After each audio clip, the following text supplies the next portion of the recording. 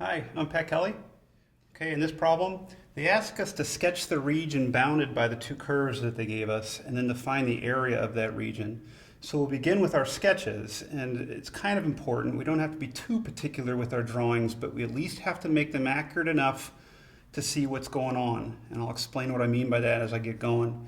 So let's draw these, and I'll tackle the easier one first. That's just a straight line.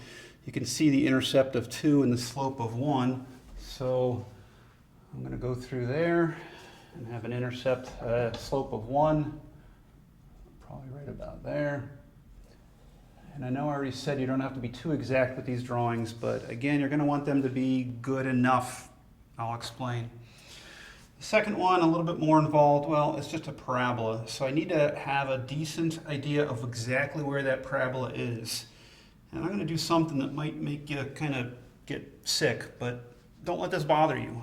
I'm going to complete the square. That always freaks people out. But off to the side, it won't even take that long.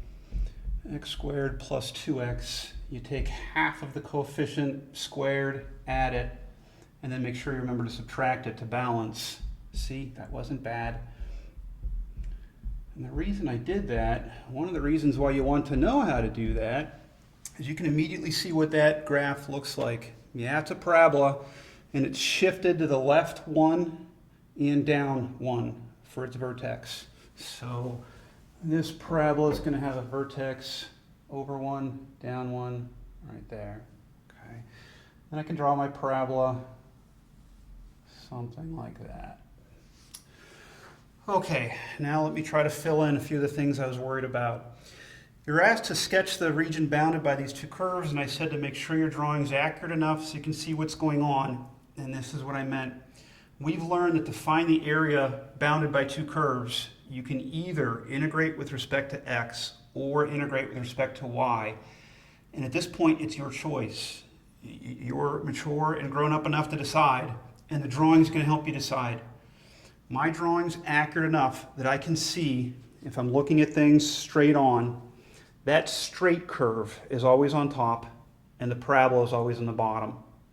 If I look at it cockeyed, which would be if I'm going to integrate with respect to y, cockeyed, the curved part is on top here, but straight's on the bottom, whereas down below, the curved part's on the top, and the curved part's also on the bottom.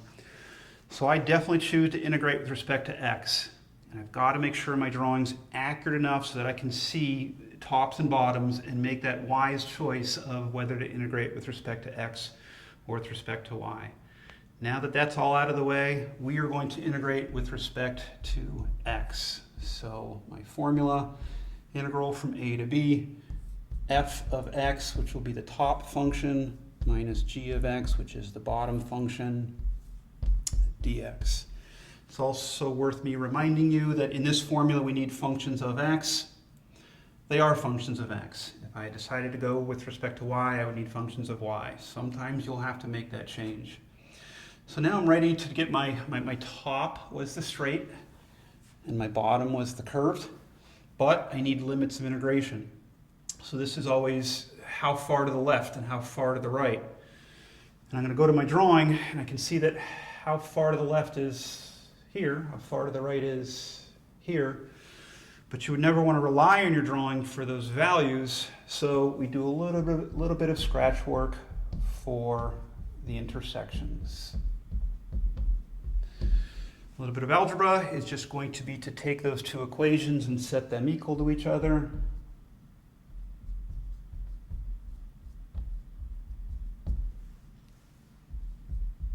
And then solve x squared minus 2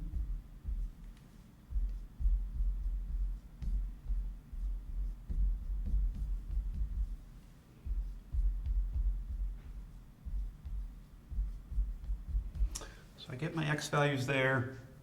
Looks pretty good on the drawing, but again, the algebra will be the more certain values. So solving that gives us our lower limit and our upper limit. I can come back to my formula. The lower limit is the lower value of x, minus 2. Upper limit, the upper value of x, it's 1. f of x, remember, that's the top function. You can take a look, that's the straight. So I'm going to grab x plus 2 minus g of x, the lower function, which was the parabola, x squared plus 2x dx. Let's do one quick cleanup step on the inside. I always like the leading term to be the highest power. And then we're going to have minus 2x plus x. And then we're going to have just the plus 2. Now actually integrate minus x cubed over 3 minus x squared over 2 plus 2x, all from a negative 2 to a 1. And we'll plug in our limits of integration. Equals minus 1/3 minus 1/2 plus 2. Subtract, plugging in the negative 2. Negative 2 cubed is negative 8, but then there's a minus, so positive 8/3. Minus 2 squared is 4, divided by 2 is 2. And then minus 4. All arithmetic at this point. We could grab a calculator if we want. Don't always resort to that. This won't be too bad if you look at the fractions. Sometimes I like to look for patterns with like a minus 1/3 subtracting 8/3, that's minus 9/3. That's just minus 3. And then I'll combine the other whole numbers. Here's minus 6, that's actually a plus 6, plus 8. And the only real fraction I had to worry about then is the minus 1/2. So I've got 5, take away a half, 9/2 as a final answer. And I feel better not doing it on a calculator. So our area bounded by those two regions, bounded by those two curves, is 9/2. Okay, thanks. Hope that helped.